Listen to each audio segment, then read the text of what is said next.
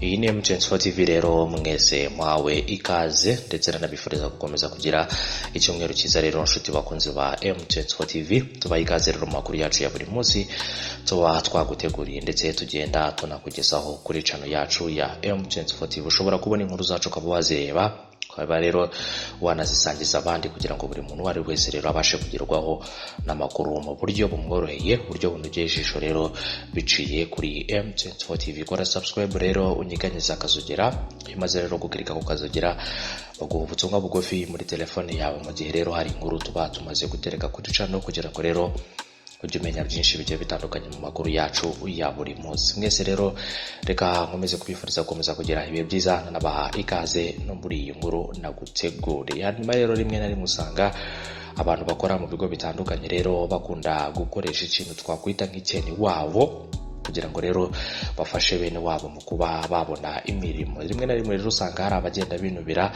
ibi bintu bigenda bikorwa, bamwe bakabona ko bidakwiye kubera ko buri muntu wari wese afite amahirwe yo kuba yagira icyo akora ndetse akaba yabona n'imirimo igiye itandukanye. Hanyuma rero hari umugore uherutse kwirukanwa na Perezida wa Repubulika.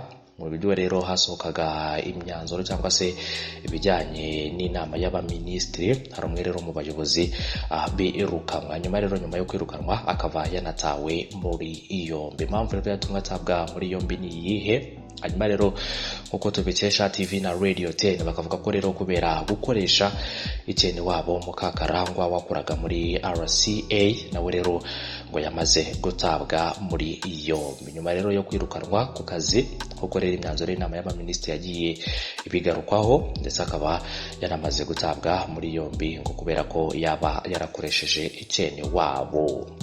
Hanyuma rero reka fata akaruhuko k'amasegonda make hanyuma nze ndambura iyi nkuru burambuye ku bijyanye rero n'uyu mudamu uvuga ko yakoresheje icyene wabo, hanyuma rero bikaza kumuviramo kwirukanwa ndetse bikaba binavuga ko yamaze gutabwa muri yombi nk'uko Radio na TV 10 dukesha aya makuru rero bagenda babigaruka. Iyi ni M24 TV, mwese mbahaye ikaze ndetse no gukomeza kunogerwa na gahunda za M24 TV. Reka rero mfata akaruhuko gato amasegonda make hanyuma nze ndambura iyi nkuru ku buryo burambuye, mwese muhawe ikaze.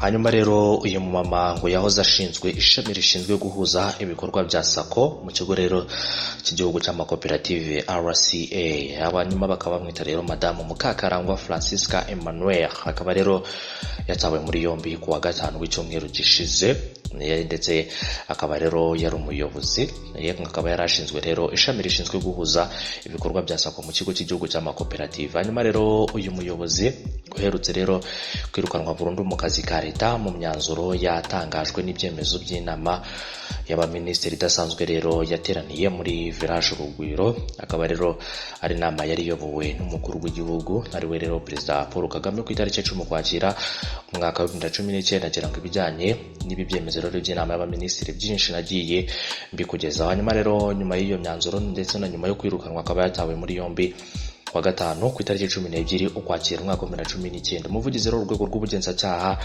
ariwe Mbabazi Modeste akaba ari RIB yemeye rero igihe dukesha iyi nkuru ko Mukakarangwa afunzwe akekwaho ibyaha binyuranye. Mu butumwa bugufi rero uyu Mbabazi Modeste yatanze, umuvugizi rero urwego rw'igihugu rw'ubugenzacyaha yagize ati rero nibyo yatawe muri yombi yakurikiranyweho ibyaha bijyanye no gufata icyemezo gishingiye ku cyene wabo, ubucuti cyangwa ikimenyane. Ibi ngibi rero akaba ari bimwe mu bikunda kugonga abantu rimwe na rimwe rero usanga bajya kwaka imirimo, cyane cyane rero rubanda ruciriritse cyangwa se n'abandi bose bumva ko iyo mirimo bagomba kuba bayihabwa kubera ko baba bafite ubumenyi bwemera ko bayihabwa, ariko ugasanga rimwe na rimwe rero hari impamvu zituma badahabwa iyo mirimo. Gufungwa rero kwa Mukakarangwa gukurikiye ukwa mugenzi we rero ubita Batamuriza Esther warushinzwe imari muri RCCA, wafashwe rero ku itariki ya 11 Ukwakira 2019 akurikiranyweho ibyaha bitandukanye bijyanye n'imicungire mibi y'imari. Urumva ko rero abo bombi bamaze gutabwa muri yombi ku bijyanye rero no gucunga nabi umutungo wa leta. Rimwe na rimwe rero leta shishikariza abakozi babo kwitanga ndetse no gukorana umuhate n'umurava mu kazi kabo ka buri munsi kugira ngo rero bakore imirimo yabo neza mu buryo rero bashinzwe bubahiriza inshingano zabo. Gusa rero iyo hashimo kutubahiriza inshingano ndetse no kudakurikiza amabwiriza y'akazi, usanga rimwe na rimwe rero ari bimwe mu byica akazi, ndetse rero ugasanga ibigo bimwe na bimwe rero biragenda bijya mu bibazo bigiye bitandukanye. Ugasanga abanyamuryango barinubira imitangire za serivisi bijyanye rero nuko abakozi bamwe rero mu bakora muri ibi bigo badakora akazi kabo nk'uko bikwiye. Mu minsi yashize nakugejeje inkuru ijyanye n'abayobozi 8 batawe muri yombi bakurikiranyweho rero kunyereza umutungo wa leta, harimo rero abahoze mu bigo bikomeye nka WASAC ndetse nabo bakaba bari bakurikiranyweho ibyaha bigiye bitandukanye. Hakazamo rero undi muyobozi wahoze rero mu kigo cya WDA, nawe rero akaba ari umwe mu batawe muri yombi. Abo bose rero bakaba bakurikiranyweho ibyaha bijyanye no gukoresha nabi umutungo rero wa leta nk'uko amakuru yagendaga abigarukaho. Hari abantu rero usanga rimwe na rimwe bumva ko kuba bari mu kazi bagomba kugakora nk'uko bishakiye, ari nabyo umukuru w'igihugu rero yigeze kugaruka akavuga ko rero niba uri mu kazi wumva ko udakeneye kugakora wareka rero hakaba cyangwa se wareka hakaza abashaka kugakora, kubera ko hari benshi baba bagakeneye kandi bifuza kugakorana umwete. Rimwe na rimwe rero usanga hari ubwo akazi kazamo ibijyanye na ruswa cyangwa se icyene wabo nk'uko abangaba bakomeza kugenda babigarukaho. Ugasanga rero hari abahabwa imirimo nyamara batari bagakwiye kuba bayihabwa, ariko rero kubera ko ibigo bimwe na bimwe biyoborwa na bene wabo cyangwa se n'abandi bafite ubushobozi, ugasanga rero ni ikibazo gikomeye cyane. Ibi ngibi rero bibangamira imitangire ya serivisi, ikindi kandi rero bidindiza ikigo mu bijyanye n'iterambere, kubera ko buryo umuntu ukora ikintu akunda kandi afitiye ubumenyi agikora neza kurenza wa wundi ugikora kubera ko akeneye amafaranga cyangwa se hari ibindi agakeneyemo, kubera ko cyangwa se hari undi uwo ari we wese wakamuhaye mu buryo bunyuranyije n'amategeko. Rimwe na rimwe rero usanga leta igenda ifunga abantu cyane cyane ku bijyanye n'imitangire y'amasoko. Ahangaha ni hamwe rero mu hantu hakunda kugaragara ibibazo byinshi bigiye bitandukanye ku bijyanye n'abanyereza imitungo ndetse n'abatanga amasoko mu buryo budakwiye, cyane cyane rero ugasanga hagaragaramo ibintu bya ruswa ndetse n'ibintu bya cyene wabo rero nk'uko bakomeza kugenda babigaruka. Twe turimo turagaruka rero kuri aba badamu bagera kuri 2, yaba uyu Mukakarangwa Francisco Emmanuel watawe rero muri yombi ndetse n'uwari umuyobozi ushinzwe imari mu kigo cy'igihugu cy'amakoperative RCA uwo bita Batamuriza Esther, nawe rero watawe muri yombi, nawe rero azira gukoresha nabi umutungo. Ibyo rero akaba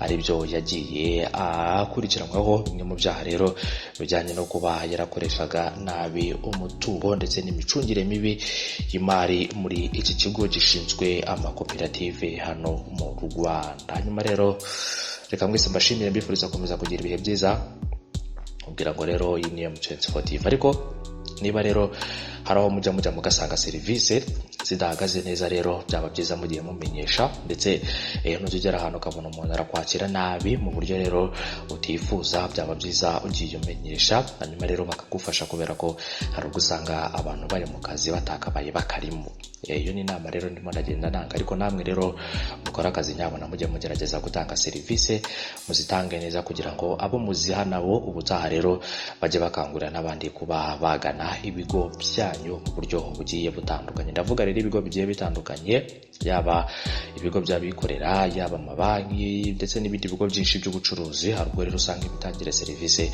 hari ikibazo gikomeye cyane. Reka rero mwese mbashimire, bifuriza gukomeza kugira ibihe byiza, nakubwira ngo iyi ni M24 TV. Rero inkuru zacu kuri channel ziba zihari ku bwinshi, ariko reka nkomeze kugushimira wowe rero wagize uruhare mu nkuru zacu ziba zagiye zitambuka tuba twagiye tubagezaho, ndetse nawe rero uba wafashe umwanya ugakurikirana inkuru zacu 5 kuri 5. Mwese rero ndabashimira, namwe rero mugenda muduha ibitekerezo byanyu, mwese turabashimira, tubabwira ngo muri abantu bagaciro kuri M24 TV, ndetse muri abagaciro mu rugendo turimo rukomeye cyane rwo kugira ngo tuzagere aho twifuza kugera. Ariko rero kugerayo nuko dufashwa namwe, kugira nuko muduha ibitekerezo byanyu bya buri munsi bitwubaka, kugira ngo rero tubashe gukora buri kimwe cyose abakunzi bacu cyangwa se abadukurikira bakomeza kugenda banezererwa. Reka mbashimire, mbifuriza gukomeza kugira ibihe byiza. Ndimo ndakugezaho ibijyanye n'abamaze gutabwa muri yombi ndetse nabo yirukanwe mu kazi ngira ngo ibyo ngibyo byo nabikugejejweho mu nama ndetse n'imyanzuro y'inama y'abaminisitiri yari yobowe na perezida wa repubulika rero muri Village Urugwiro ku bijyanye rero n'umuyobozi wirukanwe. Hanyuma rero nyuma yo kwirukanwa akaba yaranahise atabwa muri yombi rero nk'uko umuvugizi w'urwego rw'igihugu rw'ubugenzacyaha Mbabazi Modeste rero yabitangarije ikinyamakuru Igihe mu nkuru yacyo bagenda bagarukaho ku bijyanye n'aba badamu. Reka mbashimire mbifuriza kuza kugira ibyiza, inkuru zacu nakagaruka. Bye bye, mukomeze kunogerwa na gahunda za M24 TV, mukomeze kugira icyumweru cyiza.